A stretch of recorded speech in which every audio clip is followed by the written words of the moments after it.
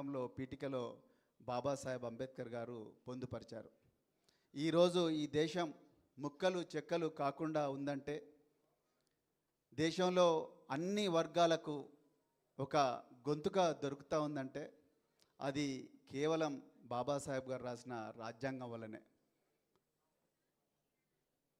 తెలంగాణ తొలి ముఖ్యమంత్రి, తెలంగాణ పోరాట యోధులు గౌరవ కేసీఆర్ గారు చాలా సందర్భాల్లో ఒక మాట చెప్పారు. ఈరోజు తెలంగాణ ఏర్పాటుకు కూడా బాబాసాహెబ్ అంబేద్కర్ గారు రాసిన రాజ్యాంగంలోని ఆర్టికల్ 3 కారణమని చాలాసార్లు చెప్పారు. నిజంగా ఆ మహనీయుడి మీద గౌరవంతో, ఆ మహనీయుడి త్యాగాల ఫలితంగా మరి వచ్చిన ఈ రాజ్యాంగం. అదేవిధంగా మరి కేసీఆర్ గారు బాబాసాహెబ్ అంబేద్కర్ గారికి ఏ ప్రభుత్వం ఇవ్వనంత, ఈ దేశ చరిత్రలోనే ఏ ప్రభుత్వం ఇవ్వనంత గొప్ప గౌరవం ఇచ్చారు. నిజానికి 125 అడుగుల ఎత్తైన విగ్రహం మాత్రమే కాదు, ప్రాబబ్లీ అది ఒక చిన్న స్పెక్. లేకపోతే ఆ గొప్ప సెక్రటరియేట్కు బాబాసాహెబ్ అంబేద్కర్ గారి పేరు పెట్టడం మాత్రమే కాదు, కానీ లక్షలాది మంది బాబాసాహెబ్ అంబేద్కర్ గారులను తయారు చేసే ఒక గొప్ప విద్యకు కేసీఆర్ గారు పునాది వేశారు. అది కొంచెం డీప్గా ఆలోచిస్తేనే అర్థమవుతుంది. నిజానికి ఎక్కడో బర్రెలు కాసి గొర్రెలు కాసి చిన్నతనంలోనే పెళ్ళిళ్ళు కావాల్సిన అమ్మాయిలు, లేకపోతే ఊర్లలో వివక్షకు గురై పట్టణ ప్రాంతాలకు రాలేని విద్యార్థులు, వీళ్ళందరూ కూడా ఈరోజు ఎంతో సుఖంగా, ఎంతో ఆత్మవిశ్వాసంతో కేవలం ఈ దేశంలోనే కాదు, సరిహద్దులు దాటి విదేశాల్లో కూడా చదువుకుంటున్నారంటే కేవలం కేసీఆర్ గారి దార్శనికతనే కారణం. నాకు ఇప్పటికి గుర్తుంది, ఏప్రిల్ 4, 2016 నాడు జోరుగా వర్షం వస్తుంది. అప్పటికి ఇంకా ప్రగతి భవన్ కాలేదు. పాత ముఖ్యమంత్రి కార్యాలయం, క్యాంపు కార్యాలయంలో మేమందరం ఆఫీసర్లను కూర్చొని ఉన్నాం.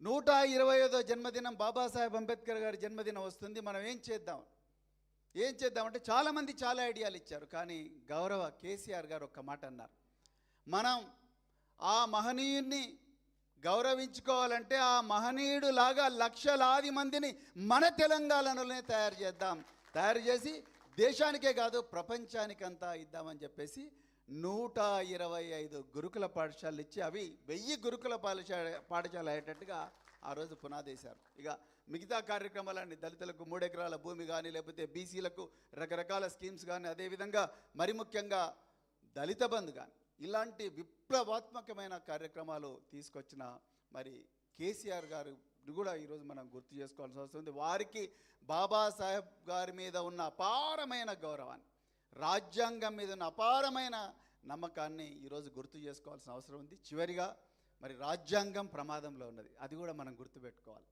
రాజ్యాంగం ప్రమాదంలో ఉన్నది. రాజ్యాంగ విలువలకు అడుగడుగునా తూట్లు పడుస్తున్నాయి బీజేపీలు, కాంగ్రెస్లు.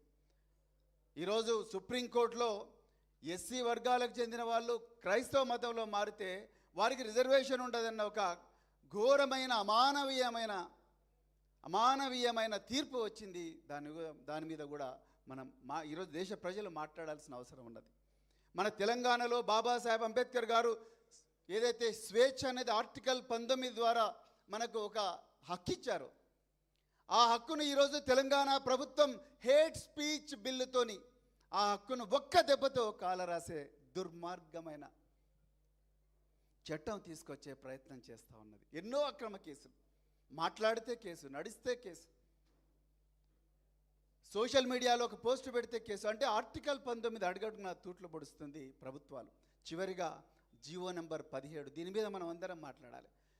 ఏ కామారెడ్డి డిక్లరేషన్లో అయితే 40% ఇస్తామని, ఏ చేవెళ్లలో అయితే ఎస్సీ ఎస్టీలకు 18 మరియు 12% ప్రభుత్వ కాంట్రాక్టుల్లో రిజర్వేషన్ ఇస్తామన్న ఈ కాంగ్రెస్ పార్టీ జీవో నెంబర్ 17 తీసుకొచ్చి వీళ్ళందరికీ కూడా హక్కు లేకుండా చేసింది. మరి ఎక్కడుంది ఆర్టికల్ 14? బాబాసాహెబ్ అంబేద్కర్ గారు ఏం చెప్పారు? అదేవిధంగా ఆర్టికల్ 15 ఏం చెప్తుంది, ఆర్టికల్ 16 ఏం చెప్తుంది?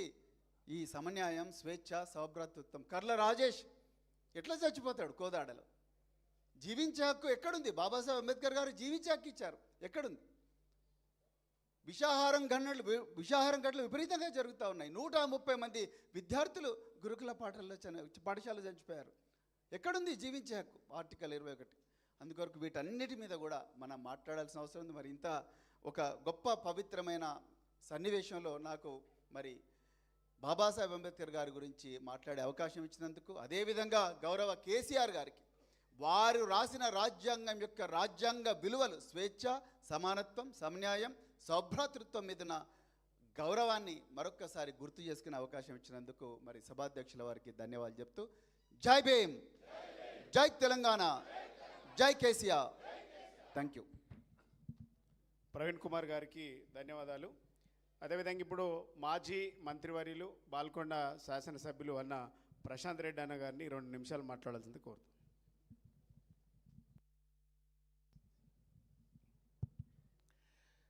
జై భీమ్, జై తెలంగాణ, జై కేసీఆర్.